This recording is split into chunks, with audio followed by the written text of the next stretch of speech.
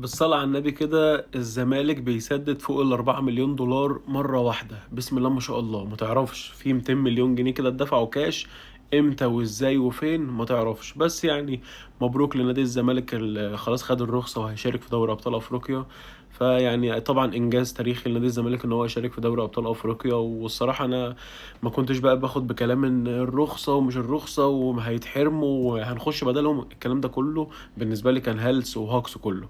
نيجي بقى للحتة التانية بتاعت زيادة عدد الأندية والكلام ده كله. أنا برضو وأنا مستني المؤتمر أنا عارف إن بنسبة 90% مفيش حاجة هتتقال. يعني أنا كنت واثق 1000000% إن مفيش حاجة هتتقال.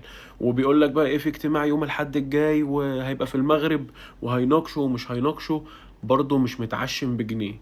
وانا الصراحه متصالح جدا مع فكره ان الاهلي هيشارك في الكونفدراليه.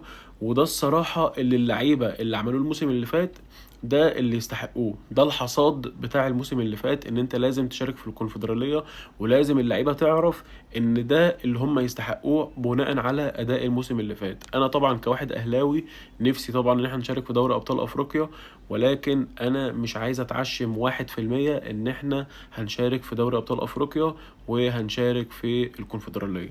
فبس كده. طبعا الاهلي النهارده بيلعب اول ماتش ودي في تحضير الموسم الجديد. طبعا المدرب حسين عموتة قافلها ضبة ومفتاح.